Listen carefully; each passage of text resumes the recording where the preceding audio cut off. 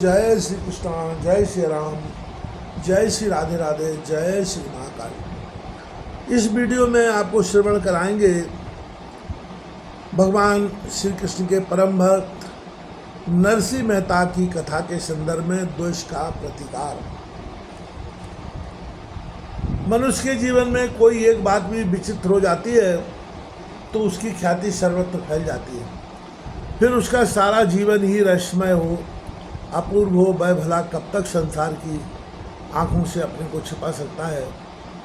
भक्त श्रेष्ठ नरसिंह राम जब से बड़े भाई से अलग हुए थे तभी से उनका जीवन दुनिया की दृष्टि में रहस्यमय हो रहा था। रोजगार कुछ भी नहीं था, दिन रात भजन कीर्तन में लगे रहते थे। बेश गरीबों सा था, परंतु अवसर आने पर उनका खर्च देखते ही बनता था। बड़े बड़े श्रीमंतों के यहाँ जो संभवतः उस ढंग से कार्य नहीं होता, सब लोग इस बात पर हैरान थे कि आखिर यह मामला क्या है। जब पुत्री का सीमंत संपन्न करा के नरसिंह जी लौटे तब उनका यश और भी अधिक बढ़ गया। सर्वत्र उनकी चर्चा होने लगी। किंतु इस यश को उनकी जात की सारे लोग कैसे सह सकते थे। नरसिंह राम जी की बड़ाई सुनकर उन्हें मानो जूड़ी चढ़ाई और वे उस रोग की जड़ ही काटने की चिंता में लग गए। उच्च मनुष्य की बराबरी ना कर सकने पर दुष्ट मनुष्य ईर्षावश से किसी भांति नीचे गिराकर भी अपनी बड़ाई बचाने की व्यर्थ चेष्टा किया करते हैं। परंतु ऐसे लोगों के कारण सत्पुरुषों की कभी तनिक भी हानि नहीं होती, वरन उनकी प्रतिष्ठा और भी बढ़ जाती है। और ऐसा प्रयत्न करने वालों को ही उल्टे मुंह की खानी पड़ती है। फिर भी दुर्जन अपनी मूर्तावश बाज नहीं आते। नागर जाति के कुछ लोगों ने एक षड्यंत्र रचा जिसमें सारंगधर और नरसिंह राम के बड़े भाई बंशीधर भी शामिल थे। उन लोगों ने शहर की सबसे मशहूर और सुंदरी वेश्या चंचला को रुपयों का लालच देकर भक्तराज के पास उन्हें अपने मुँह पास में फंसाने के लिए भेजा। सायंकाल का समय था। संध्या काल की पूजा आरती इत्यादि समाप्त करके साधु मंडली के बीच में उपस्थित होकर भक्तराज हरि कीर्तन करने की तैयारी कर रहे थे।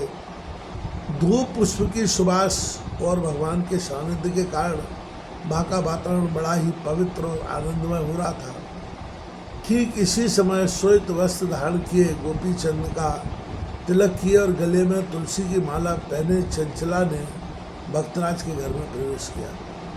उस समय भाई एक भक्तिमती साधु की तरफ सुबह दे रही थी। उपस्थित संतों को जय श्री कृष्ण करके वह एक और बैठ गई और बड़े भाव के साथ सबके संग मिलकर हरि कीर्तन करने लगी। सभी साधु वहाँ तक कि स्वयं भक्तराज भी मंत्रमुग्ध की तरह उसकी तन्मयता देखने लगे। भजन समाप्त होने पर भक्तराज ने चंचला से प्रश्न किया, बहन आपका शुभ निवास कहाँ है?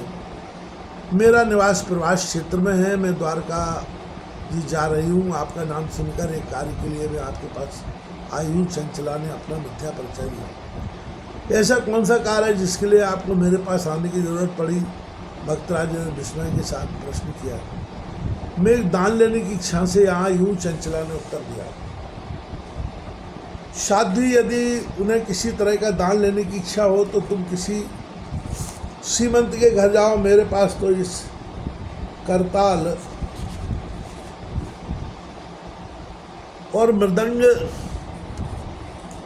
और गोपी चंद के अतिरिक्त और कोई भी वस्तु नहीं है। भक्तराज सरलतापूर्वक कहा। भक्तराज, जो वस्तु मैं आपसे चाहती हूँ उसे मैं और किसी से लेना नहीं चाहती। यदि आप मेरे ऊपर कृपा करें तो मैं कृतकृत हो जाऊंगी, चंचला ने विनय दिखाते हुए कहा। अच्छा बोलो, तुम्हें किस वस्तु की चाह है? यदि भगवान की इच्छा हुई तो मिल ही जाएगी, भक्तराज ने उदासीनतापूर्वक कहा। आपकी आज्ञा तो हो गई, बस इस समय इतना ही पर्याप्त है। पीछे समय आने पर मैं आपसे मांग लूँगी, चंचला ने कहा। मनुष्य भिखारी मनुष्य की दृष्टि में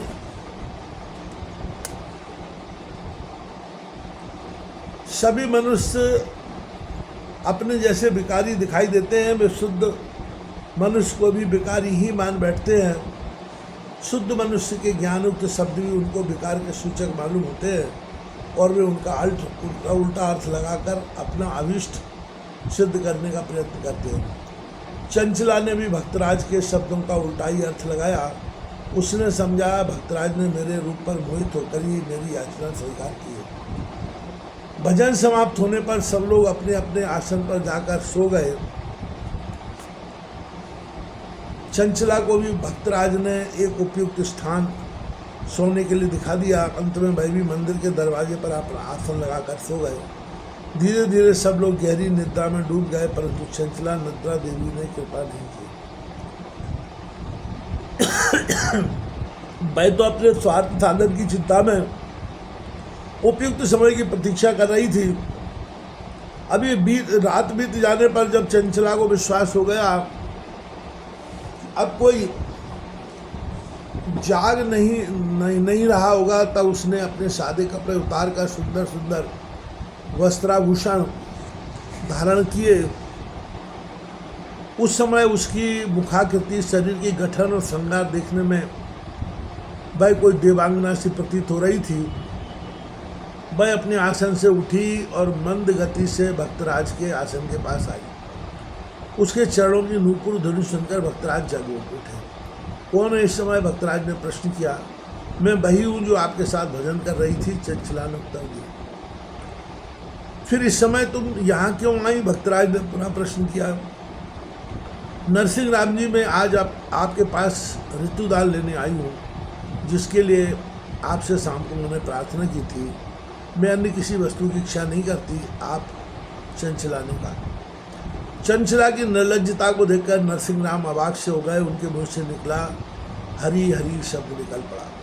चंचला ने पुनः अधीर होकर कहा, भक्तराज आप अब मुझे अधिक न सताइए, शीघ्र मेरी मनोकामना पूरी करके मुझे संतुष्ट कीजिए। साध्वी, तुम यह क्या कह रही हो? क्या मेरे पास तुम यही दान लेने के लिए आई हो? साधु का स्वांग धारण कर ऐसा नीच विचार मन में रखने से तुम्हारा पाप का भागी बनता है और अंत में अधापतन के गहरे गर्त में गिरता है। मनुष्य जीवन पाप करने के लिए नहीं, अक्षय पुण्य का उपार्जन करने के लिए है। व्यभिचार के लिए नहीं, संयम के लिए है। वासना की तृप्ति के लिए नहीं,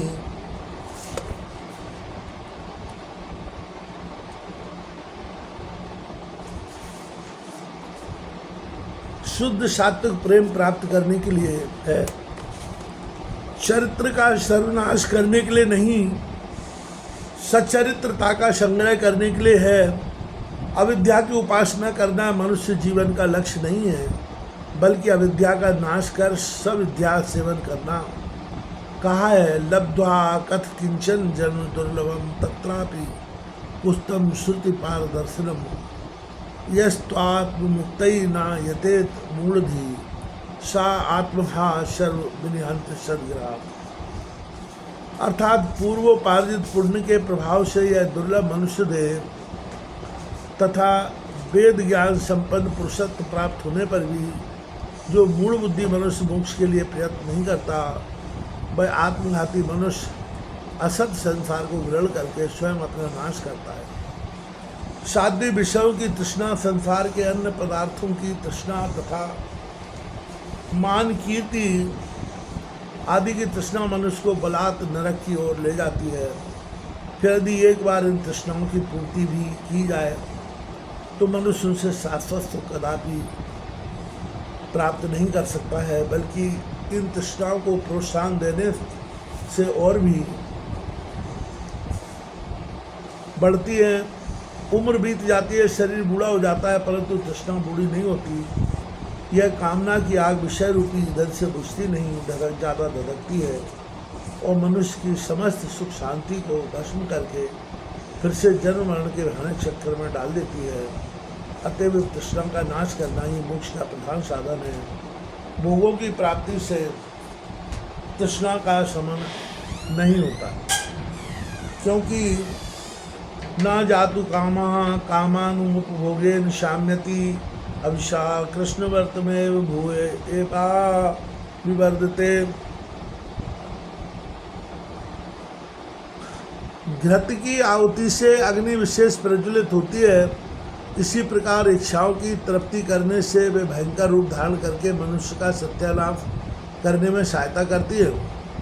संसार भी एक प्रकार का महारोग है। इसको दूर करने के लिए भगवान नाम स्वरूप दिव्य औषधि बड़ा ही उपकार करने वाली है, परंतु उस औषधि सेवन के साथ साथ विषादी रूप कुपथ्य का सेवन करते रहने से नए नए रोग के अंकुर उत्पन्न होते रहते हैं और इसलिए महारोग का नष्ट होना कष्ट साध्य हो जाता है। इतना ही नहीं, विषयाशक्ति के बढ़ जाने से भगवान नाम छूट जाता है और यह महारोग सन्नपाती का भीषण स्वरूप धारण कर लेता है। यह जीव अनेक जन्मों से संसार के इंद्रिय जनित विषय सुख का अनुभव करता आ रहा है, परंतु फिर भी इसको तनिक भी असंतोष का अनुभव नहीं हुआ है। अतः शास्त्रकारों ने इस अनुभवी महात्माओं से यह निश्चय किया है कि यह संसार अनित्य और सुखी ही है। भगवान ने कहा है, अनित्यम सुखम लोकमिमं प्राप्य भजस्व माम। इस अनित्य और सुखीन संसार को पाकर मुझको भजो। अतएव केवल आत्मचिंतन और भजन का दिव्य आनंद ही सच्चा सुख है। विषयों का आनंद तो मूर्खता से प्रतीत होता है। भक्तराज ने कहा। भक्तराज के इस विस्तृत विवेचन ने चंचला के हृदय को एकदम पलट दिया। उसके जन्म जन्मांतर के कुसंस्कारों पर मानो जादू का सा असर हो गया और वे उसके हृदय पटल पर से अपने आप खिसकने लगे। विषय गंध से अपवित्र बना हुआ उसका तमोमय स्वरूप सत्संगकारी भूमिका के पूर्णिमा के संसर्ग से निर्मल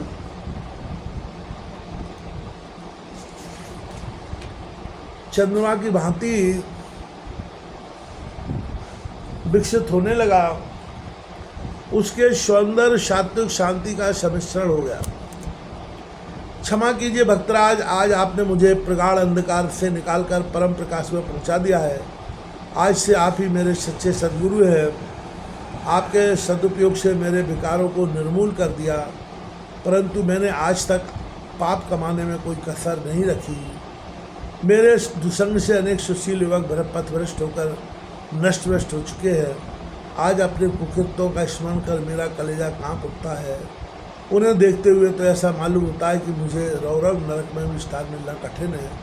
आप मेरे कल्याण मार्ग के निर्देशक बनकर मुझे उचित शिक्षा दीजिए। गदगद कंठ से जो कहती हुई चंचला भक्तराज के चरणों में गिर पड़ी। पुत्री, अनेक प्रकार के पाप करने पर भी यदि मनुष्य सच्चे हृदय से पश्चाताप करे तो वह उन पापों से मुक्त हो जाता है। फिर भगवान का अनन्य चिंतन तो पतित मनुष्यों को भी पावन बनाने के लिए प्रसिद्ध ही है। भगवान ने स्वयं कहा है, अपिचेत शुद्राचारो भजते मामन्य भाग साधुरेवशा मंतव्या सम्यक व्यवस्थितो ईशा क्षिप्रम भवति धर्मात्मा शस्वच्छन्ति निगच्छति कौन्ते प्रजानीय नामे भक्ता प्रणश्यति। गीता 9:30-31। अतः तुम अपने घर पर जाकर भगवान का आनंद मन से प्रेम पूर्वक स्मरण करो। तुम्हारे लिए यही सच्ची शिक्षा है। मैं गुरु बनना नहीं चाहता, क्योंकि मुझ में ऐसी योग्यता ही नहीं है। भक्तराज ने कहा। चंचला भक्तिराज की आज्ञा स्वीकार कर अपने घर चली गई। उसने उसी दिन से अपनी वैश्यावृत्ति छोड़ दी और बहुत सादगी के साथ रहकर भगवत भजन तथा साधु सेवा में जीवन बिताने लगी। 8-10 दिन बाद सारंगधर चंचला के घर गया। वहाँ का नया रंग ढंग देखकर वह तो दंग रह गया। चंचला उस समय साधु मंडली में बैठकर भजन कर रही थी। उसके चेहरे पर एक अलौकिक तेज खेल रहा था। क्यों चंचले, उस विषय में क्या हुआ? सारंगधर ने पूछा। सारंगधर जी, आप निरपराध भक्तराज को व्यर्थ ही दोष लगाकर महान पाप के भागी बनना चाहते हैं, परंतु याद रखिए, दूसरों के लिए जमीन में गड्ढा खोदने वाला मनुष्य खुद ही उसमें गिर पड़ता है। आप लोगों का दोष उनके ऊपर कोई प्रभाव नहीं डाल सकता। मुझे तो घृणा होती है, आप लोग जाति के अग्रगण्य कर्णधार होते हुए भी दूसरे मनुष्य का उत्कर्ष नहीं सह सकते। मैं इससे अधिक आपसे बातें करना नहीं चाहती। आप जाने और आपका काम जाने। इतना कहकर चंचला पुनः भगवत भजन में लीन हो गई। परमात्मा की कला अकल है चंचला के यहाँ से तिरस्कृत होकर जब सारंगधर वापस लौटा तो मार्ग में एक भयंकर सर्प ने उसे डस लिया। पल भर में सर्प का विष उसके रोम रोम में फैल गया। मैं मार्ग में ही बेहोश होकर गिर पड़ा। देखते देखते वहाँ बहुत से लोग एकत्रित हो गए। नाना प्रकार के उपचार किए गए परंतु विष नहीं उतरा। लोग उसके जीवन से निराश हो गए और उसके परिवार के लोग रोने लगे। अंत में एक नागर ने कहा, भाइयों एक उपाय है, उसे भी करके देख लेना चाहिए। आजकल नरसिंह राम जादूगर बना हुआ है,